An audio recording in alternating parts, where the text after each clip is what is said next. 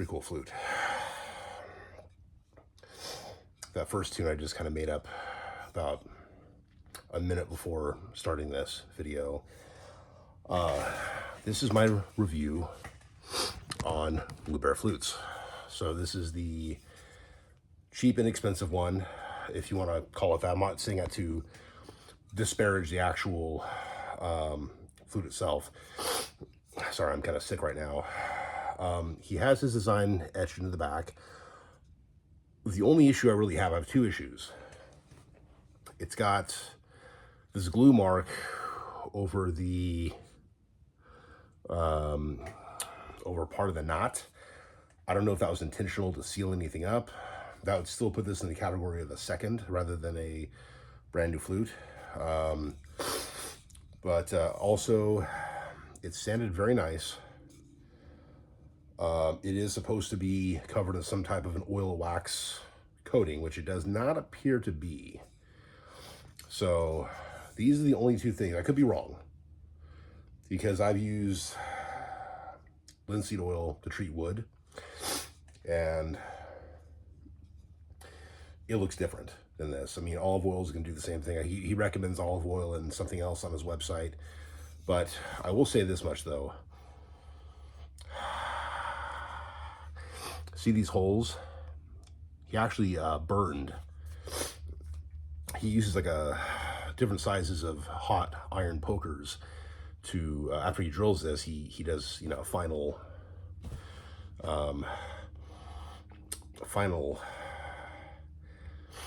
charred hole, and it smells beautiful. Oh my gosh. I mean, it gives you this aftertaste as well.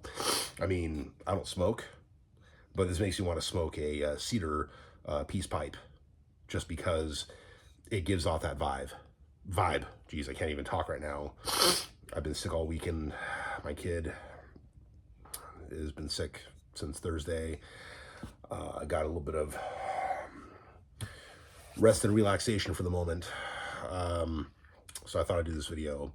So this one is the Cedar one, the traditional one. It's 5 holes, which I believe is the Cherokee style. I know that there's, I think, either Choctaw or Chickasaw flutes that historically have like 2 holes. There's the Plains flute, which is like 5 or 6 holes. If I'm not mistaken, this is purportedly a Cherokee style. It is worth, even with that little tiny bit of glue right there, right here, that you see that. And even if this is not actually coated, which it really probably is not, unless it starts cracking, that's the only thing that'll change my mind, is, and hopefully it is treated. Hopefully it's just such a pasty, waxy type of treatment that's, I can't feel, but it feels like sanded wood. So despite these two issues, yeah, it's worth 70 bucks. It's a $100 flute on the website, but they have it listed for like $69.99 and free shipping. So it did take about a month to get here instead of the 2 weeks that were projected before it shipped. There were some delays. I did order it before Thanksgiving, so I could see that being an issue for why it would take longer. I mean, just in all fairness. So, but yeah. Charlie, if you're watching this, let me know, man. Is this treated? Is it not treated? Should I put some olive oil on it? I don't want to change the sheen so much because I like it. It's very nice. I really love this thing. Yeah. It smells so good. Yeah. I mean, seriously. I mean, there's like, cedar is an aromatic type of wood, so it has like a certain smell anyway, but you burn it, it just brings out the smell even more. So it's nice. Now the block in this thing is very, very basic. I didn't ask for any kind of special effigy. I know that also for the holes, for the chambers, he has a flattening iron poker tool that he uses. He has it all on his YouTube channel. That's how I came across his stuff in the first place. I was looking up Native American flutes. In fact, around the time that I made my flutes, both the maple one as well as the river cane, which is kind of based off of one of Charlie's, by the way. I'm going to be honest. I kind of guesstimated based off the size of the river cane I had, where the knocks were, and I superimposed the image of one of his flutes, and that's how I got my river cane flute, and it plays. I can play Scottish tunes, so particularly Wild Mountain Time. So, but yeah, so around the time that I was taking a different pattern to make my maple flute, I also was researching this guy and his stuff. So he has a lot of videos, definitely a pretty sizable YouTube presence, way bigger than mine, obviously. And he's got a good operation. This is a single piece of wood, so there's no seam because he's drilling in one side up to here, up to right about here, and the other side right about up to here. And there's that little section in between where you got the flat spot, like that flat spot there you can see. So, and then there's a indentation about like a 1/16 of an inch, roughly. And that enables the air to go down, or sorry, it goes through, and it kind of goes up, goes to that little thin spot, kind of back down, but also, if you cover this up though, you get nothing. So it's like part of it has to go above as well. I don't understand the science of it. All I know is that's how it works, okay? Like, I've done electrical for years. I don't fully understand every aspect of it, but I know I know that hot is hot, ground is ground, neutral is neutral, and that you can actually attach a neutral to a ground bar inside the panel. They did that decades ago. You can still do that, but they try to separate them, but even still the separate bar is attached to the back of the panel. So it's like they're still attached to the same thing. Anyway, I don't fully understand the science. All I know is this is what it does. And that's what this does, okay? A little thin channel, okay? So yeah, Charlie Matatoyela makes some pretty good stuff. There's another one, it's called the Google Flute, which is almost exactly the same as this, but it's in pine. It's about $5 more. It's like his first like really quick, like inexpensive flute that you can buy that can get you into this. I will recommend this, despite the two things I pointed out on this.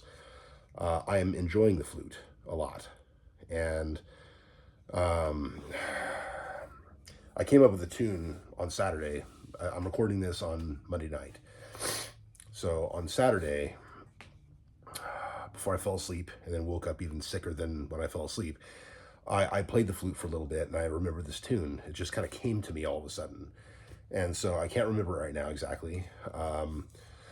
But I was playing that one, and I just came up with another one. And I was playing one of Charlie's, at least a modified version of it, before I even recorded this. So I should say probably hours ago. I've been really sick, and my kid's been, you know, keep me too busy while I need to be resting and resting my chest.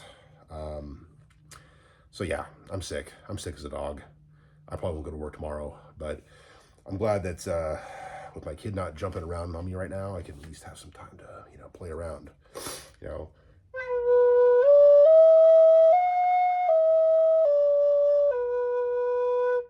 I mean, it really sounds nice. It really is a nice sounding flute. So, and cedar is a very traditional material for making Native American style flutes. Or you could just say Native American flutes, because really, like, you know, so yeah. Unlike me, who used a zip tie, he's using a piece of leather to hold the effigy block in place. So I need to do the same with mine just to make it look nicer.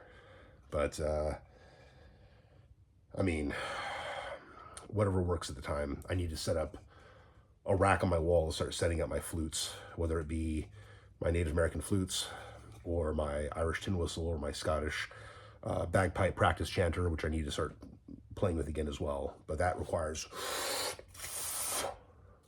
a lot more power with these. And I learned, before I learned to play this, self-taught,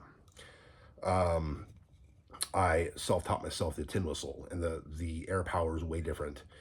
It's not, it's, and with this, it's kind of the same. Like you carry a little more wind, it seems, with this than with the tin whistle, but it's easier to gather the air in your lungs and slowly release it or more quickly release it. It's different than the bagpipe. It's definitely different. So, or the chanter, because I haven't really, I've only played on the bagpipes proper like one time, and that's before I taught myself how to play actual tunes. Okay, so anyway, if you're interested in getting, this is key of B, I believe is what it said on the site.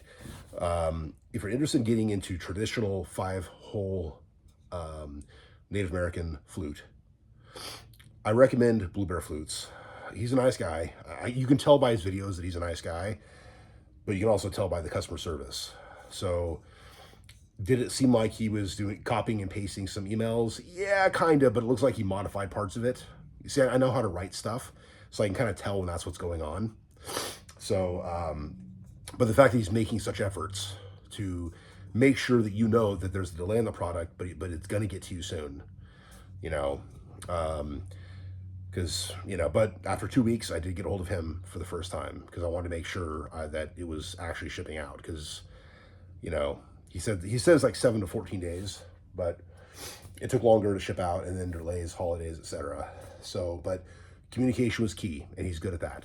So based off customer service, I'll give him an A+ on that. Based on this, I'll give him an A- only because of this. It may be only cosmetic. It might be some glue that came off of something else, and this is just sitting on the same table. I don't know. If it is filling in a hole, it should have been sanded better. But even still, I would buy it again for $70 with free shipping easily. So I'm very blunt about these kinds of things. When it comes to products, I like what I like, and if I don't like it, I'll be very upfront. If there's something wrong, I'll point it out. But I'll give credit where it's due. If you want this type of flute, definitely go to Blue Bear, okay? Now, the next flute I'm probably going to buy is going to be Stellar Flutes. They recently had a sale. The sale's over. So yeah, I mean, when it's back down to about the $100 range, roughly, and for a cedar flute that has like ebonized cedar, because they got some ebonized cedar, I want to try them as well. There's other companies. I looked at videos on Roosbeck, and to be honest, you kind of get what you pay for, and they're not a bad company, but I need to see some better videos. It seems like they kind of play notes, but maybe the guy just sucks at playing the flute. I don't know. I hate to be disparaging like that. It's either he sucks at the flute or the flute sucks. And I don't think entirely it's the flute. I think it's probably him, but it could partly be the flute as well. This one, so let me do the notes here, the best of my ability. So.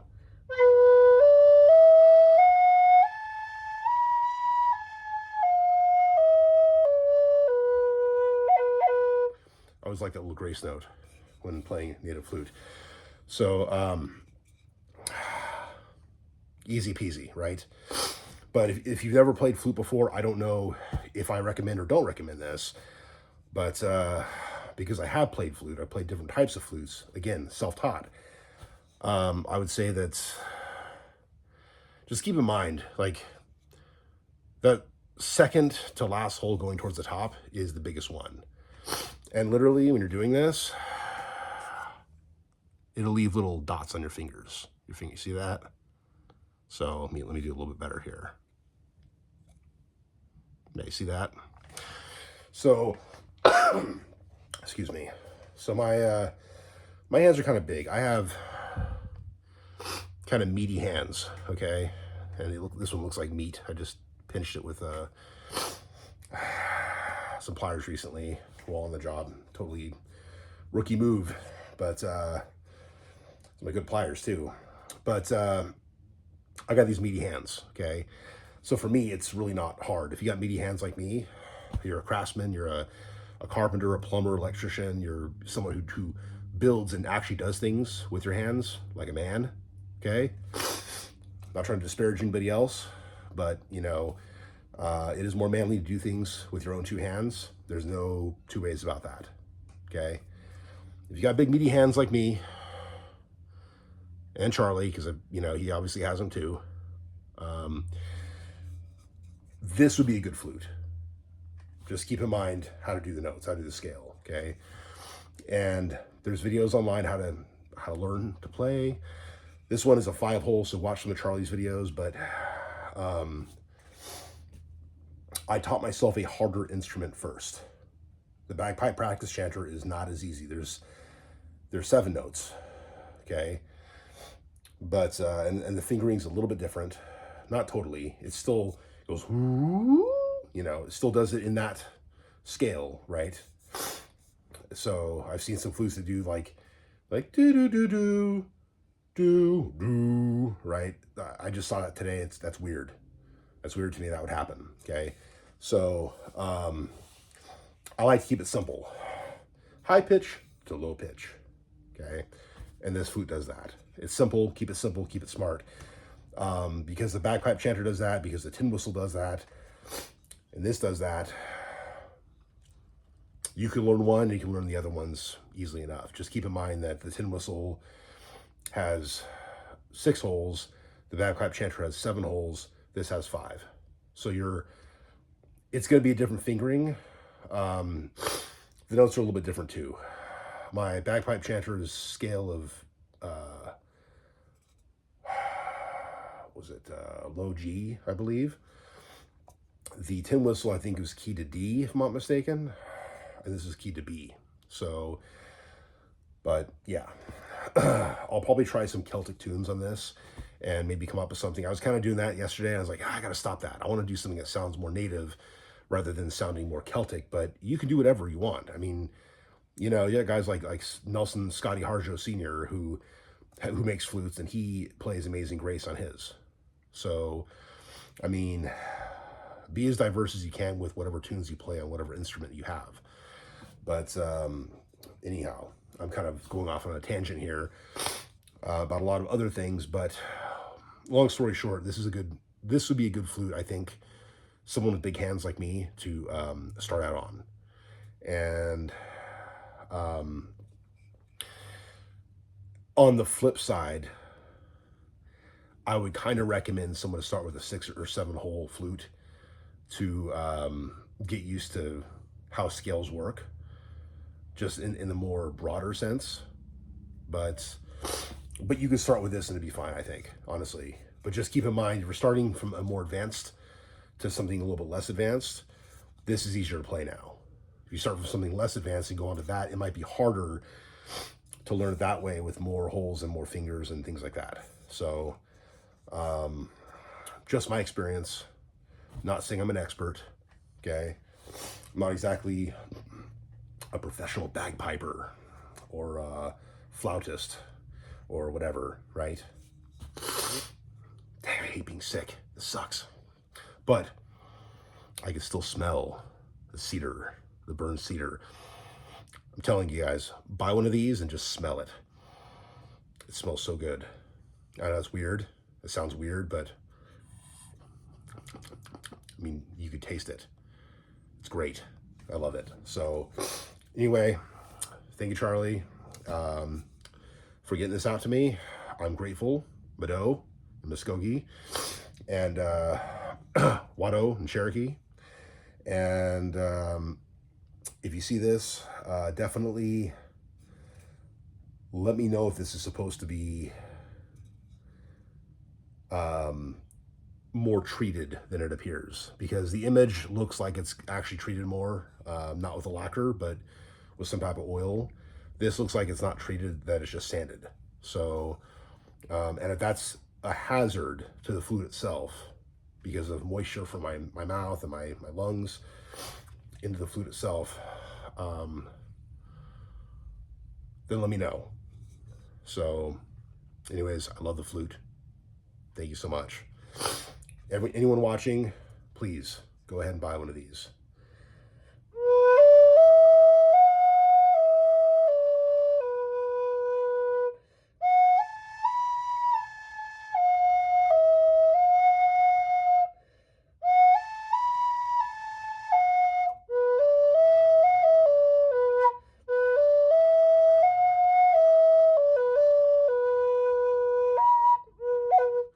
Sorry, that would have sounded better if this little gray stud had worked.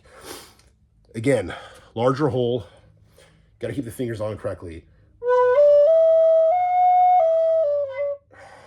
One last time.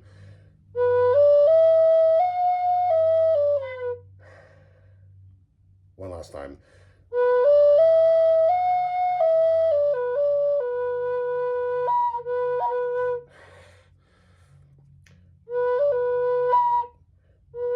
You know what it is? I think it's that. So forgive me.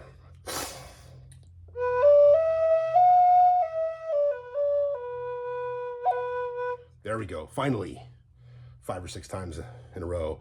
Buy one. And thanks for watching. And Hadam Chi Chaflis.